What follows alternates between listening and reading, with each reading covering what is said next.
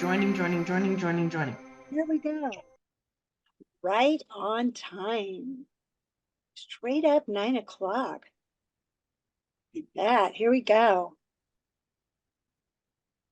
Getting the ball rolling here. Give it a minute. We're going to let everybody be jumping in there. I see some familiar faces already. Hi, Sharon.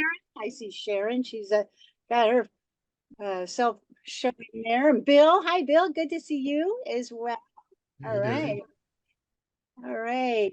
So we're gonna go ahead and give it a minute and let everybody jump in here because everyone is here to hear about Akin and regulatory concerns and great things coming up for 2024. So I want to make sure we give everybody a chance to jump in here. All right.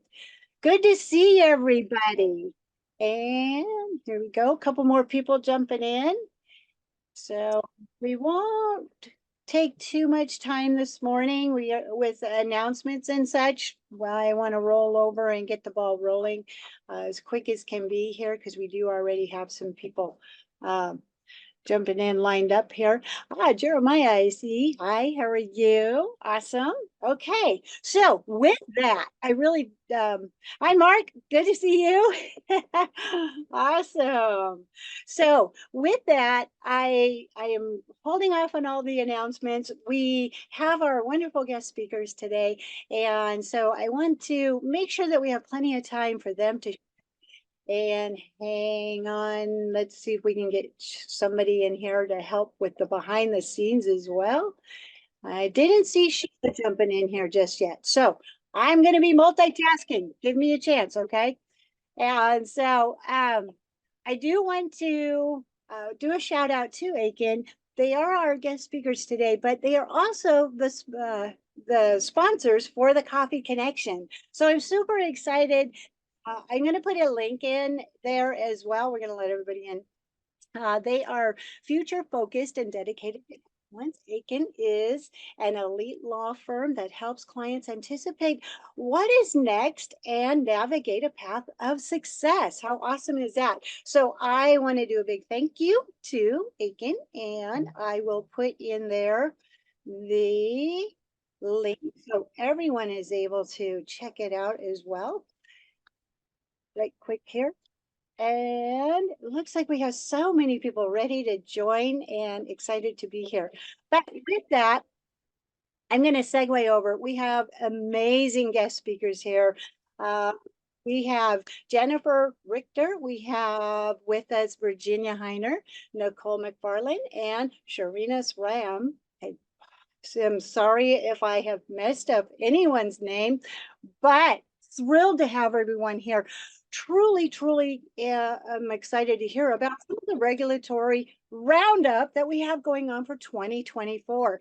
So with that, I'm going to go ahead and segue over and let's just kick this off. If everybody could just maybe share a little bit about themselves. We'll start it with you, Jennifer, and share about Akin. If you are ready, I will make sure you are spotlight for everyone. Wonderful. Thanks so much. And very happy to be here with you all. Wow, what an amazing crew you have for Coffee Connection this morning. So I'm Jennifer Richter, and I lead the telecom, media, and technology practice here at Akin, and that includes our advanced education practice. We've really been involved with the UAS industry since it first started, from really the moment that Jeff Bezos came out in 60 Minutes with his plans for drone delivery.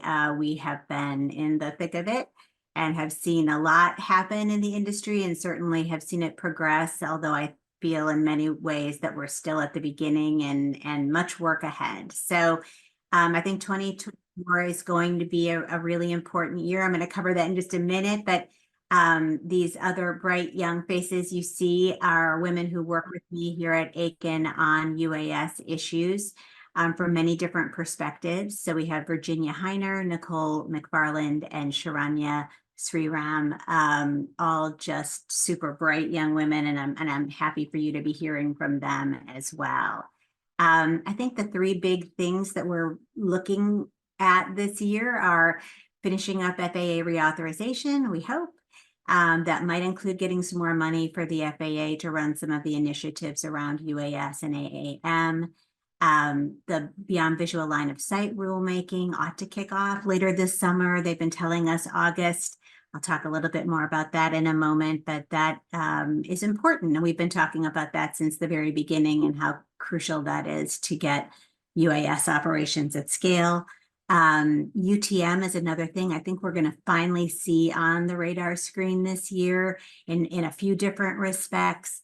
And then increasing operational flexibility and authority for operators that are out there and doing this and flying. We think there will be some good developments on that front. So I'm going to share my screen so we can share a little presentation with you, and we'll just run through. Welcome any questions you might have.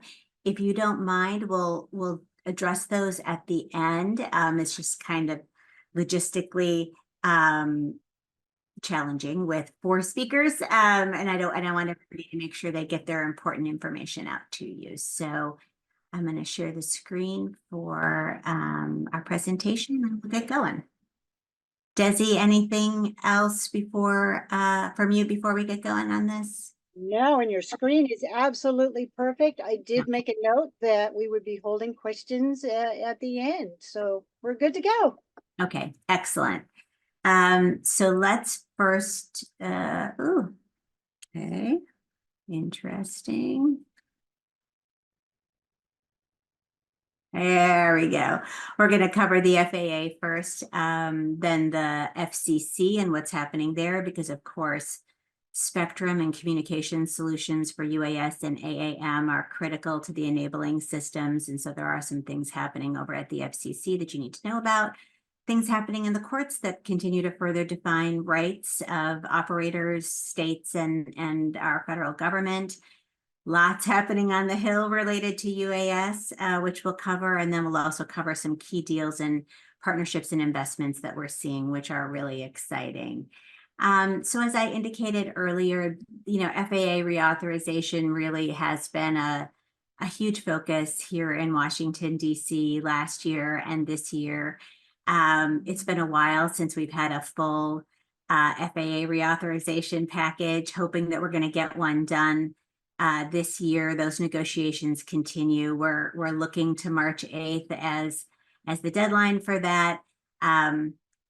Just stay tuned. But we do hope that will include some additional funding for the FAA to be able to run these very important UAS and AAM initiatives and programs.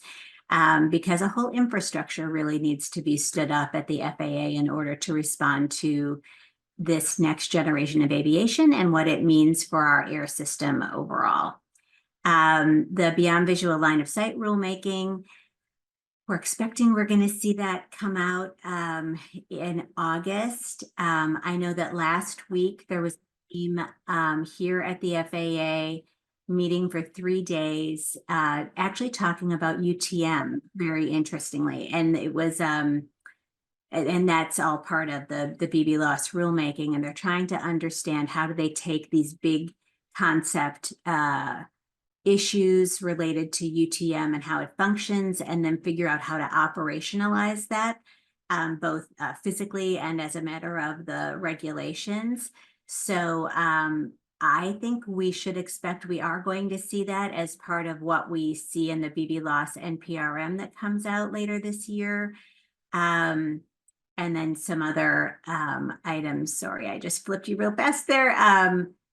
Airworthiness for drones up to 1,320 pounds and flyby rule, and rules related to infrastructure inspections and package delivery, and then a path to approval for UTM. So I think that's really exciting. I mean, we can't really have scale as an industry until we have both BB-LOS and UTM. So hoping these things go hand in hand. And I was part of the BB-LOS ARC.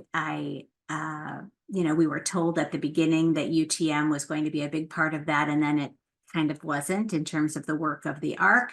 But looking forward to what the FAA may roll out here with respect to the NPRM to come.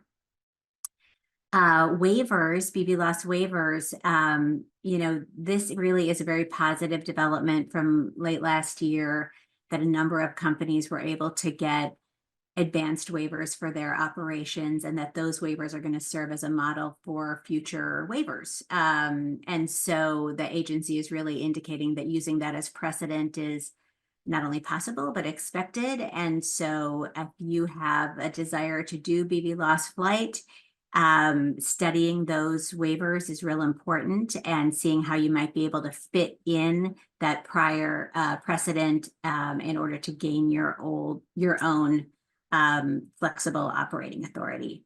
The UTM pilot program in Dallas will be underway this year.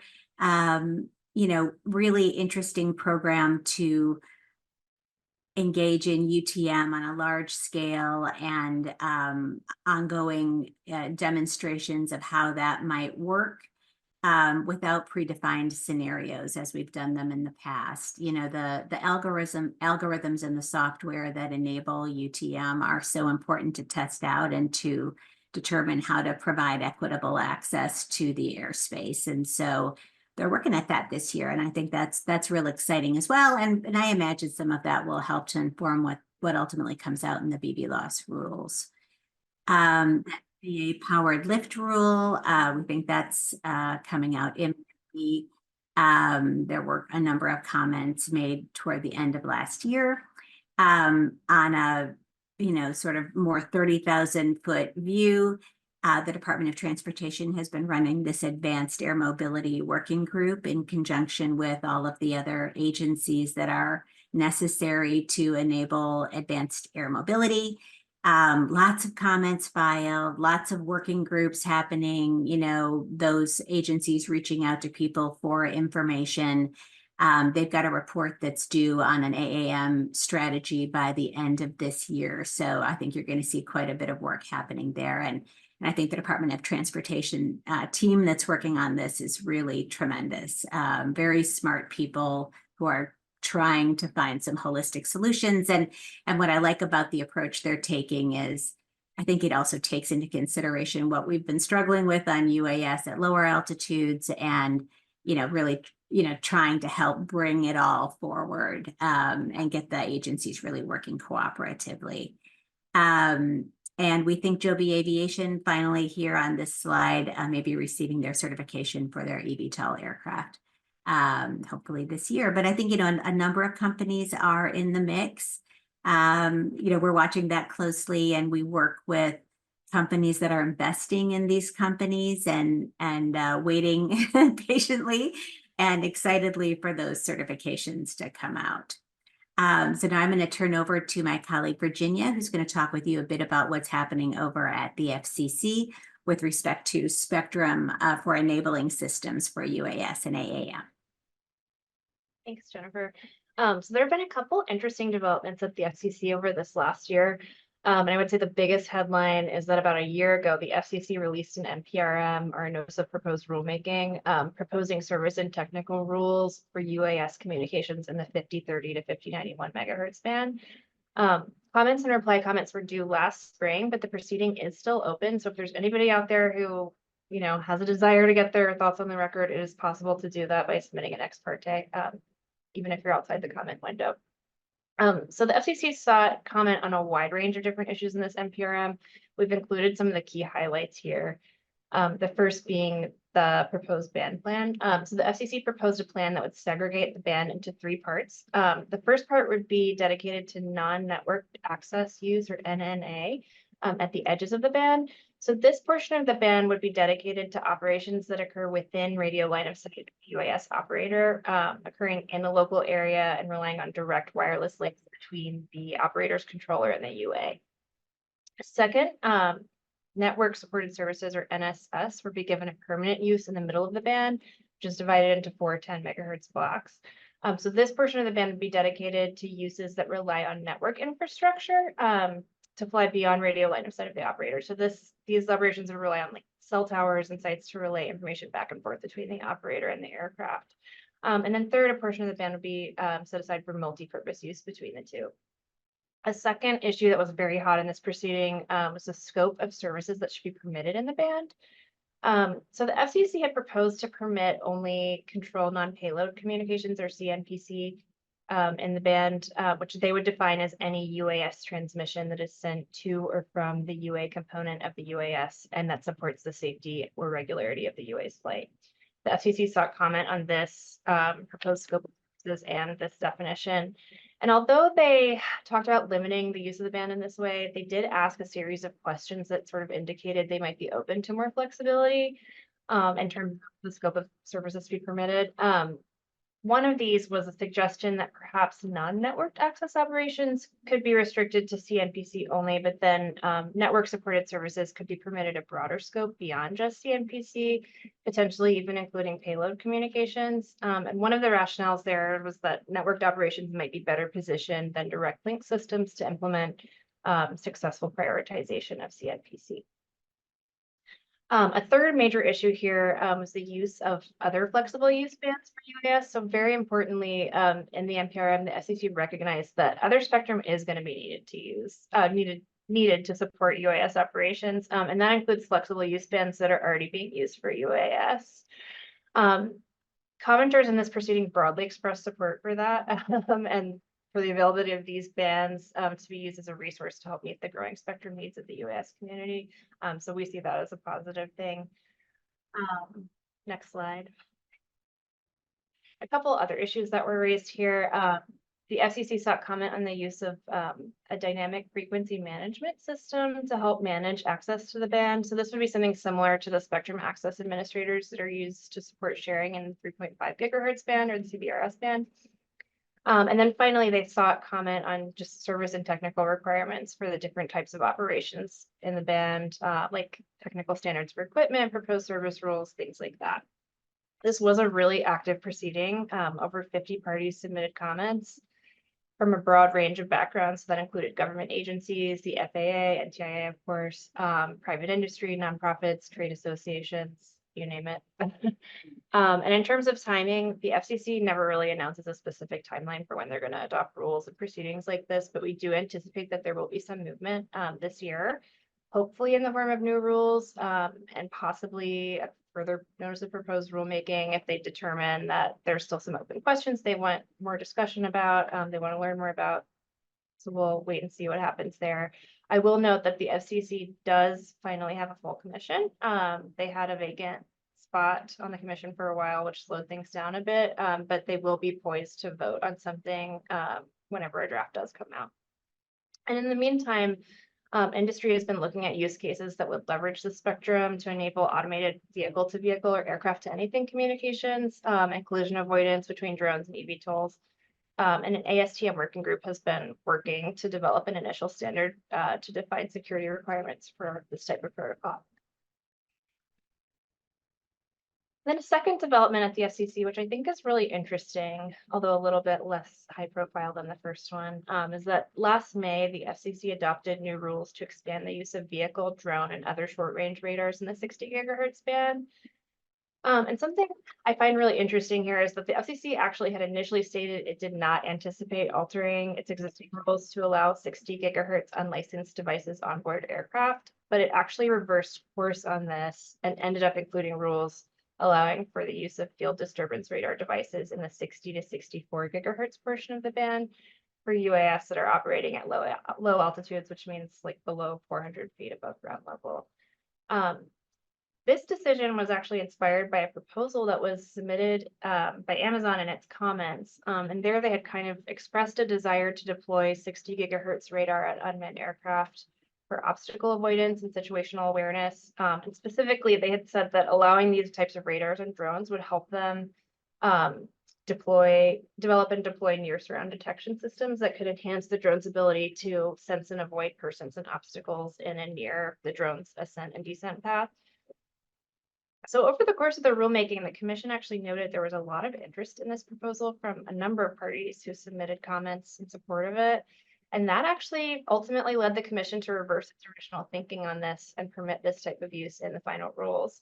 And I highlight that because I just think it's a great example of why it's always a good idea to pay attention to what's percolating at the FCC or any other agency that's doing a rulemaking on something you're interested in. And if there's a proposal that you have thoughts about, I would consider submitting comments to make your voice heard. As you can see from this example, the FCC does actually read all of the comments and takes them seriously when it's formulating its final rule. So this is one way you can actually really make a difference, and anybody is allowed to submit comments. So just a little plug there.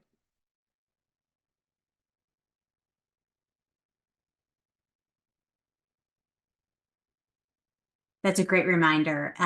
Yeah, and I would say just on, on the FCC piece, the reason that these rulemakings are so important, the 5030 to 5091 and these other higher millimeter wave and the collision avoidance proceedings, they're so important because this generation of aircraft that we're all talking about here, UAS, AAM, there are not dedicated bands of spectrum for these operations. So you either have to leverage off of existing systems, and that could be aviation or could be commercial, like the wireless networks or satellite networks, or we need new spectrum to be allocated for this purpose. The 5030 to 5091 is one of those bands, so was allocated specifically for UAS, but there isn't enough spectrum here to accommodate all of the uses that we're expecting for advanced aviation. And so we need more spectrum and more resources. And that's why we have to look to the wireless networks and the satellite networks for support and try to figure out how do we use them and how do we ensure that they're safe. And so all of those issues really have been front and center in this particular rulemaking, this 5030 to 59. So really interesting set of issues. I think now we're going to turn over to Nicole to talk about what's happening in the courts. Thanks, Jennifer, and hi, everyone. It's great to be with you this morning. 2023 is a really interesting year in the courts in this space, and I'll just highlight a few of the noteworthy cases that we're watching right now. Last year, the Fifth Circuit upheld a Texas law that prohibits the use of unmanned aircraft to capture images of people or private property with the intent to surveil.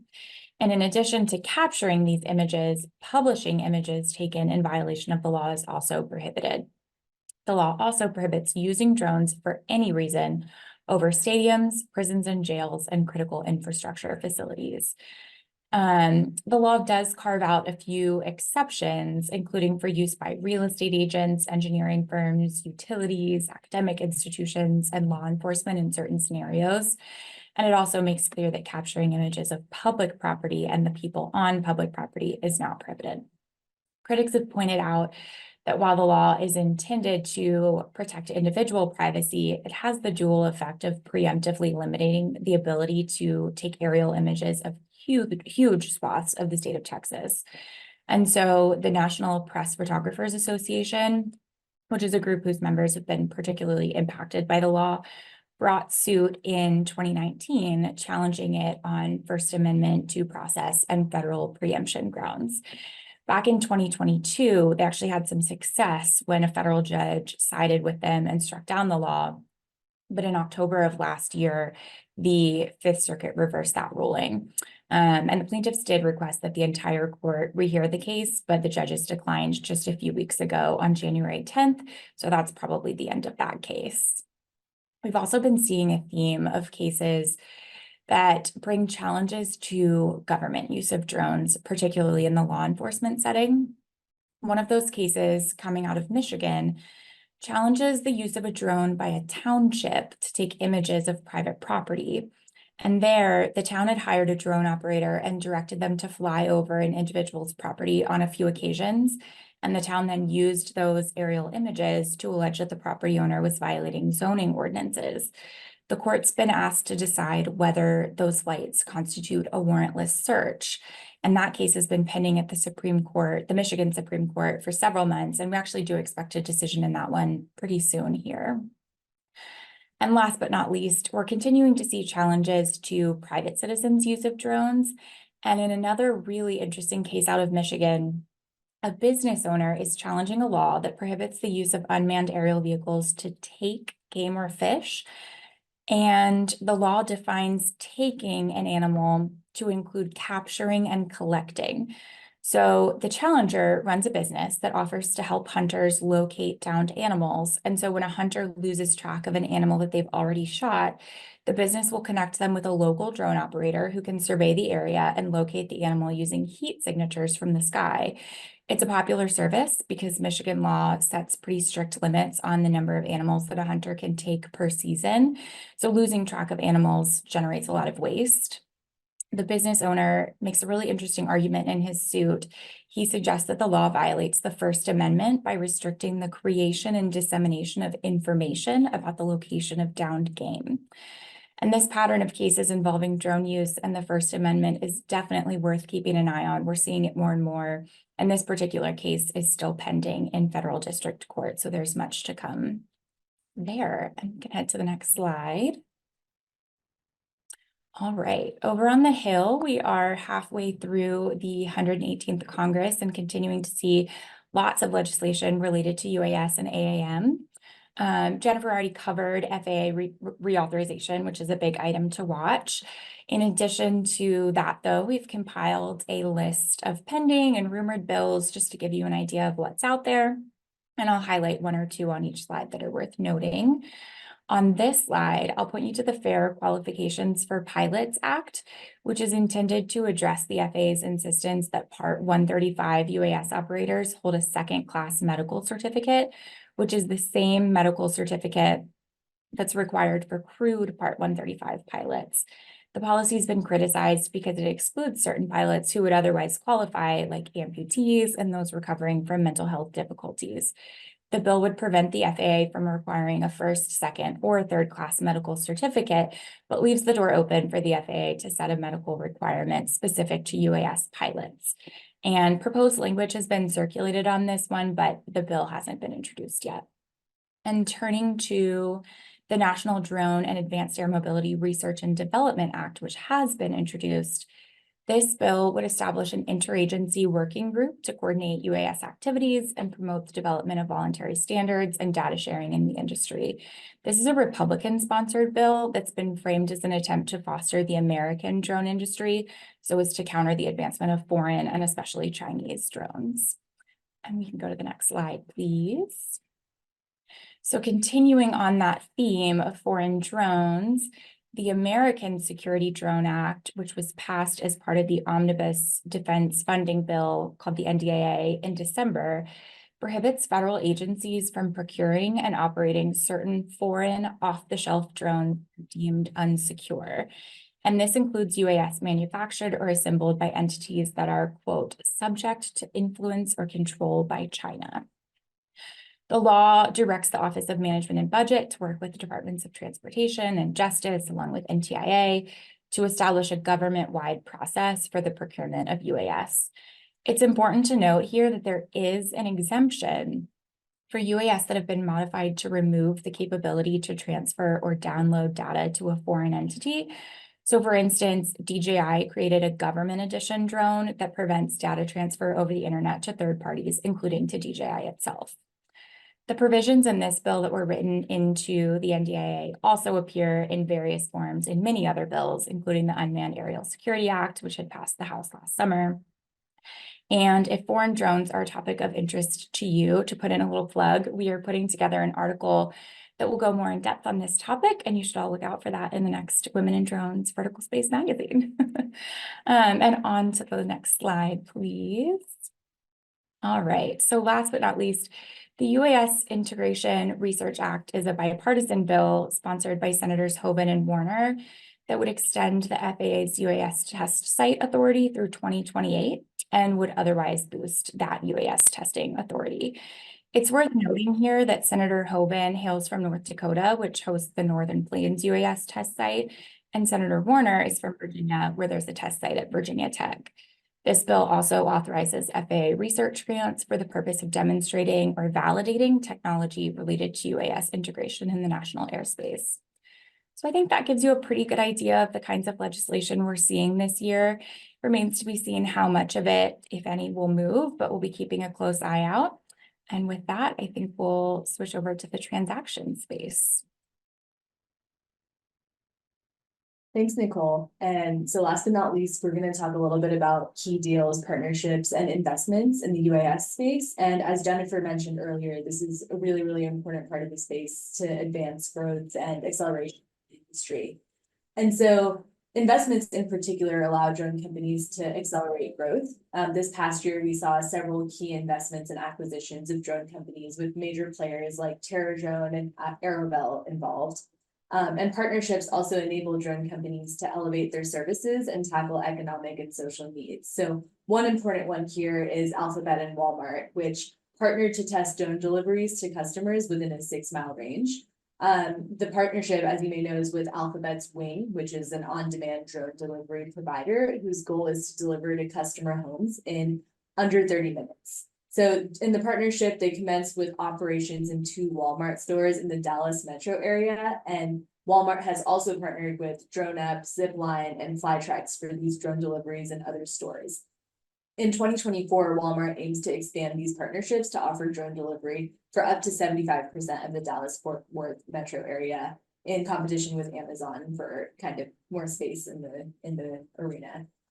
Another important acquisition is, or partnership is Bristow Group's order of German manufacturer Volocopter's aircrafts, which support development of an urban air mobility system in the United States and United Kingdom. The partnership combines the vertical flight expertise of Bristow with the eVTOL capabilities of Volocopter's vehicles. And Volocopter aims to achieve European Union Aviation Safety Agency type certification for its Velocity aircraft in 2024 and hopes to have a concurrent certification path with the FAA. And so another deal in partnership to note includes Delta's investment in Joby, which aims to fill a gap in home to airport transport solutions and enables Joby to continue developing in this arena. The ultimate goal of this investment is to integrate a Joby operated service into Delta's customer facing booking process, which will help customers be able to book air taxis as they need to decongest airport spaces. Another key partnership is Northrop's partnership with NASA, which supports integration of large uncrewed aircraft systems in the national airspace system. The initiative will focus on air cargo operations, and the 2 organizations will work together to coordinate with the FAA, conduct flight readiness reviews, and develop test plans for simulations and flight demonstrations. To note, NASA is also partnering with key players like Archer Aviation to study high-performance battery cells and safety testing for advanced air mobility and space applications, and also partnering with Joby to conduct air traffic simulations that support air taxi expansion at airports. The goal overall is to demonstrate integrating eVTOL and air taxis in the national airspace. Next slide, please.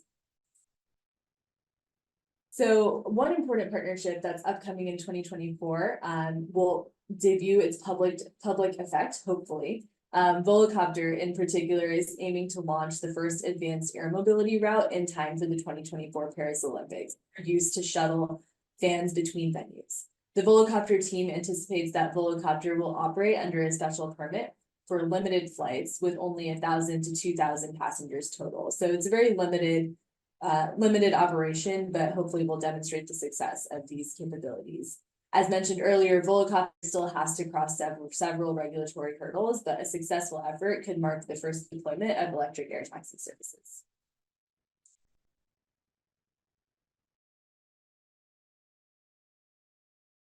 Well, that is the end of our official presentation. We do try to get it out monthly, autonomous Akin update. You know, there are many people here at the firm that are working on autonomous systems and advanced mobility.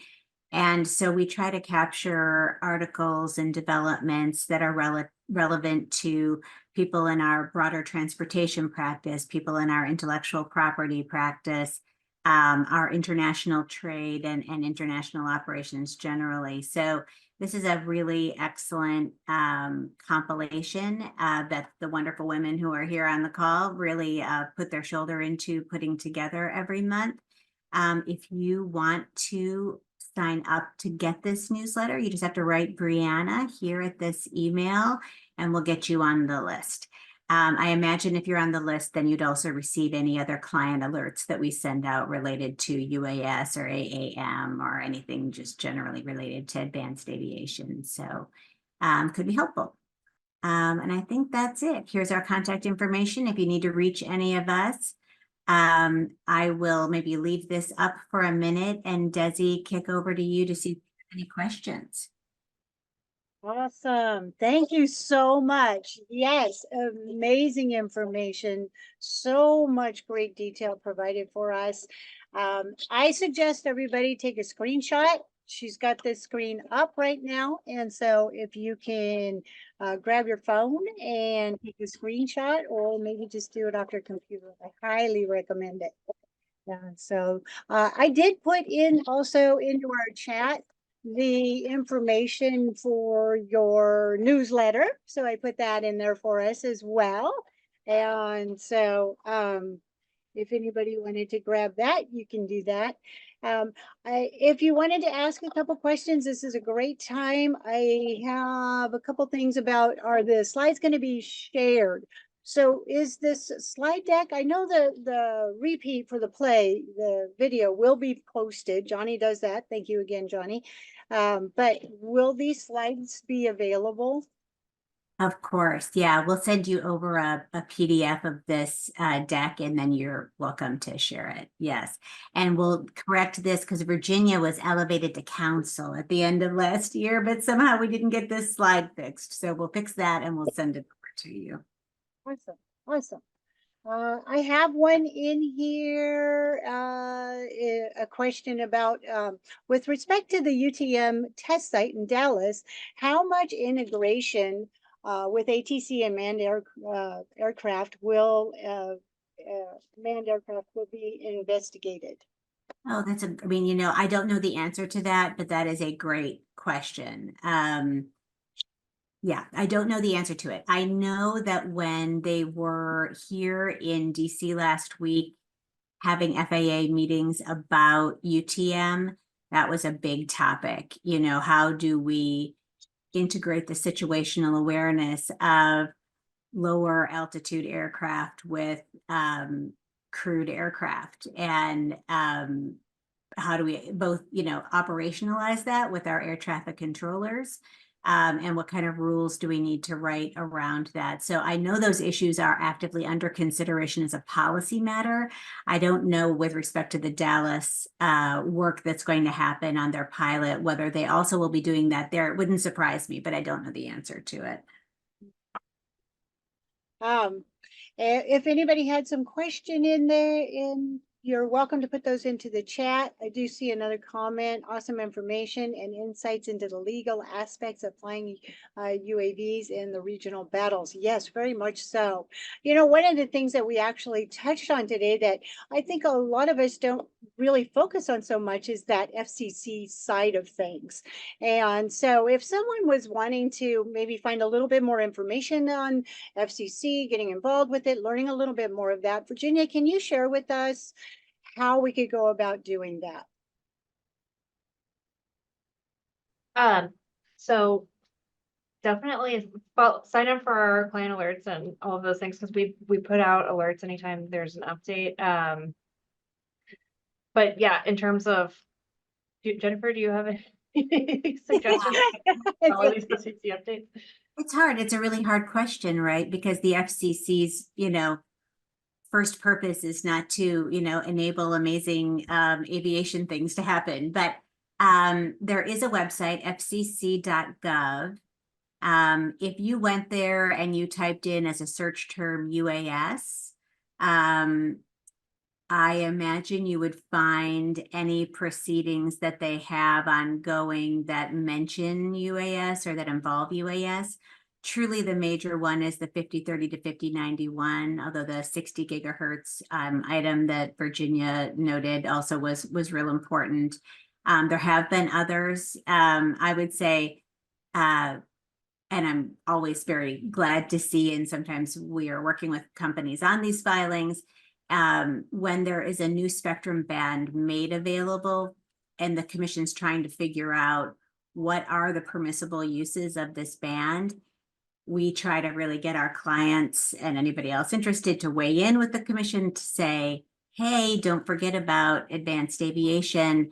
You know, we really need to have the ability to use this spectrum, not just terrestrially, mobily, but also for airborne purposes. And so it's just important to keep raising our hand and making sure that the FCC is thinking through those things. They don't have, unfortunately, there's not like a UAS section of the website, although we might like to suggest that. But yeah, you're going to find it sort of buried in various different proceedings that they're working on. Awesome, awesome. So we do have a couple more comments popping into our chat that I'd like to make sure that we cover. In the West, most land is federally managed. How are blue UAS requirements going to be met? And will there be a light blue that doesn't fit into all the requirements of the DoD? I mean, I think that's another great question. I don't have a ready answer to that.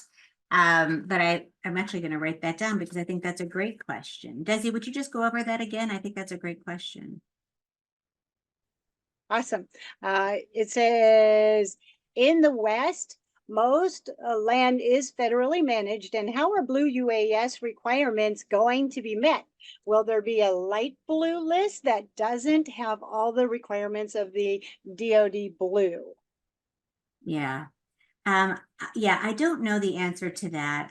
I would say I'm just going to kind of pivot on that one a little bit and talk about what's happening with respect to the China Select Committee and a lot of the concern of our government over the use of Chinese drones, particularly for government purposes or over critical infrastructure.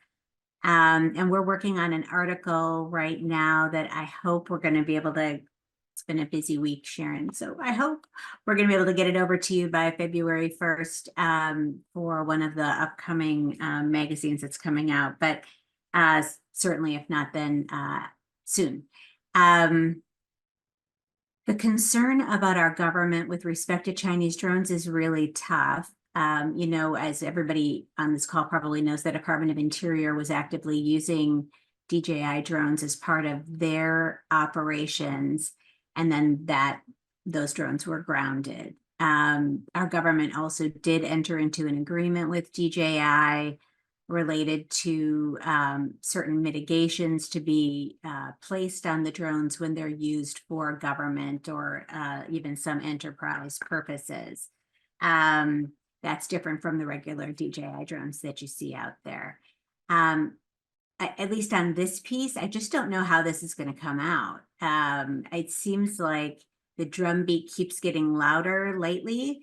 We're seeing a lot of chatter around those kinds of drones. And so, you know, with respect to using them on federal lands, I think we could be facing some issues coming up. But, you know, this is all just developing in real time. So we'll try to lay the groundwork for you all about what's been happening so far. And then we're just working through to provide more information as soon as we can.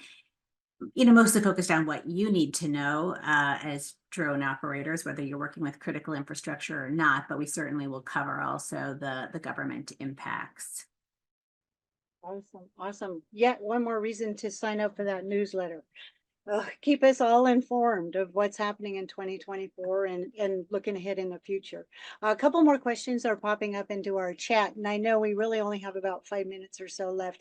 And so one of the questions that Nicole has brought up is which companies are regularly flying BVLOS right now? And you had mentioned, Jennifer, that go look at those waivers and try to emulate those and pull some of the good information out of those and how they can, you know, be implemented into your own operations. So Yeah. one of the questions is, what companies are actually operating with the BVLOS? Yeah, so Phoenix Air Unmanned, so they're right here if you can see this slide. UAvionics, UPS Flight Forward, Zipline, Causey, Prime Air, among others. I think there probably are others at this point, but there are at least these 6 who have the BVLOS authority. I believe Google does as well. So their wing operations. You know, these were exemptions and waivers that were granted last year. There were some that were granted a couple of years ago. There might be 10 or more in that neighborhood, companies that actually have the BB loss authority and are out there with these operations. Yeah, but these are the ones I would say if you were going to look for something to emulate, these are the ones to be looking for. Awesome. Awesome. So again, take a screenshot of this page until it goes up onto the Women in Drones site. We do have several questions popping in here, so I don't know if we're going to be able to address them all. If we don't, is there a way that someone could maybe reach out to you and maybe get some deeper information? Of course, yes. By all means, you know, send us an email or give us a call at any of these numbers. Happy to answer any follow-on questions that you might have.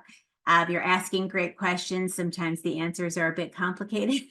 So, you know, we might need to take a minute to make sure that we're giving you the best, most fulsome answers. But yeah, absolutely happy to follow up with any other questions that might be out there that we weren't able to address today. Fantastic. If you don't mind, we have a couple minutes left. Can we kind of address a couple more that have popped up? Sure. All right, so we have another one in here that I think is another great question from Teresa. Is there legislation in the works to make drone blockers, radio frequencies, jammers, GPS jammers illegal? Or maybe just what is something that you may see on the horizon regarding that? Yeah, that is illegal already. You don't need new legislation for that. You may not operate jammers. No civilian may operate a jammer. So if that's happening out there, that's actually against the law today. And that's an FCC law. The only government entities are authorized to use frequency jamming technology.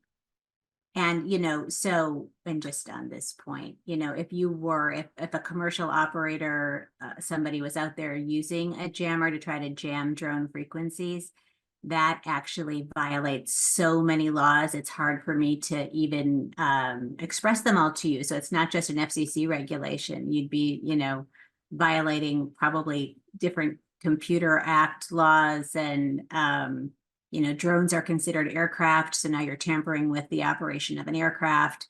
I think there are a number of laws that you'd really have to watch out for there.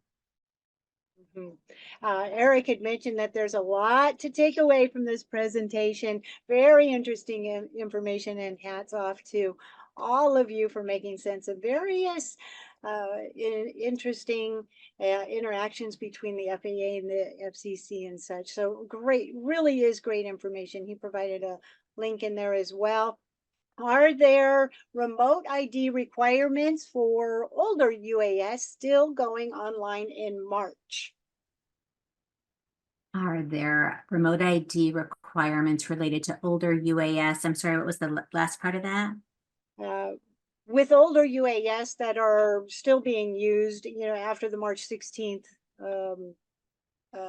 when we have to implement being remote ID compliant? Yeah, I mean, yes.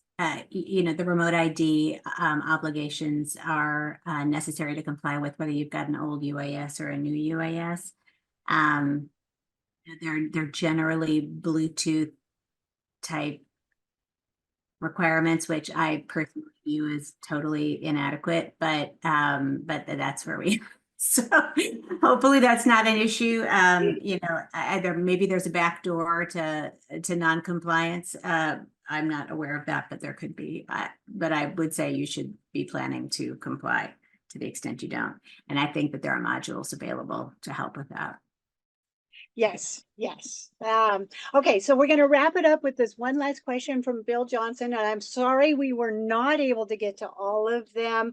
If you wanted to reach out later on, maybe they would be able to answer some questions. But let's wrap it up with Bill's. With respect to cybersecurity requirements, for UAS and UTM. What are some insights that you might have? Yeah. Okay, I'm going to say might have and can share. Yeah, no, I mean, it's a great question. And I do view these things as all coming together. And the cyber is really important, and particularly as our government is looking at concerns around Chinese drones and not wanting there to be surveillance or, you know, the taking over of drones remotely. And so cyber is really important. I want to just ask my team, was there anything in the NDAA related to cyber and drones? I think that there may have been, I'm just gonna double check myself. Okay. And we, when the National Defense Authorization Act came out at the end of last year, so it was right around Christmas, there were a number of provisions in there related to UAS, and there was a lot of concern about sort of cyber and espionage. So I recall seeing something about that, which is why I was asking the team. We did send out a client alert on that. So presuming you're not on our list right now, just send us a note and I'm happy to send over that old client alert. Yeah, I just dropped a link to that in the chat, and it doesn't look like there was anything specific to UAS, but there's quite a bit more generally on cybersecurity and particularly cybersecurity related to AI. So, Yeah. but the alert that I linked to goes into more detail there. Now, Bill, just more broadly, I will say this. One of the reasons that our government did not go with networked solutions for remote ID, and one of the reasons that I think they've been a bit slow on UTM, does relate to this issue of cyber and who's controlling the network and who's controlling the data.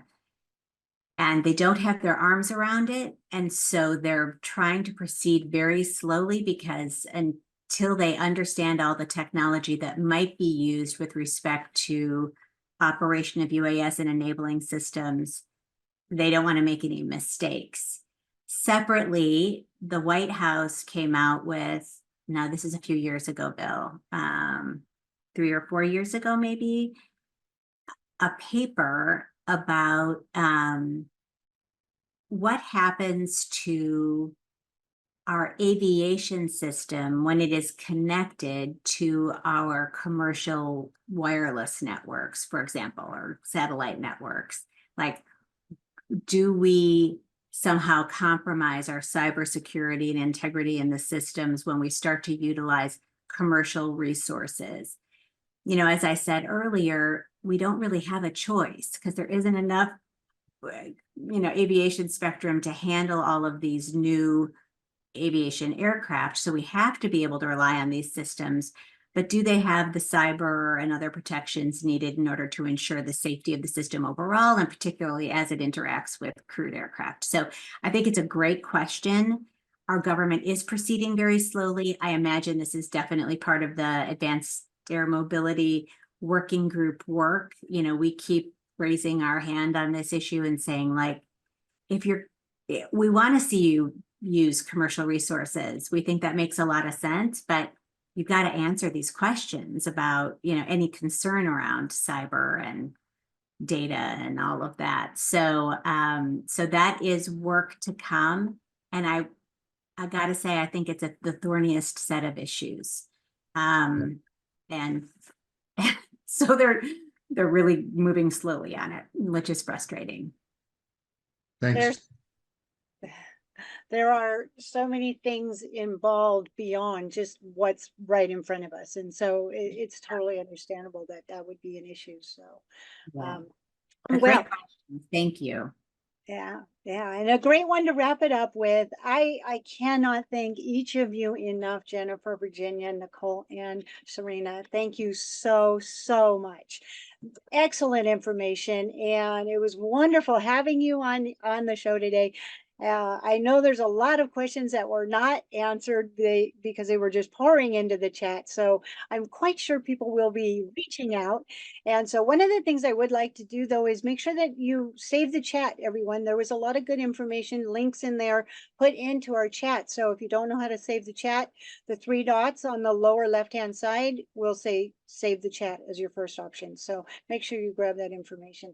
Thank you again. Thank you to Akin and everything that you are doing for this industry and moving us forward. Thank you. Yeah, our pleasure. Yeah, thank you. And thanks so much for having us today. We look forward to doing this again. Ah, well, be careful what you say because I'll ask. All right. Thank you, everybody. Have a wonderful week. Have fun. Hopefully you get to get out and fly. All right. Bye. That kind of wraps it up.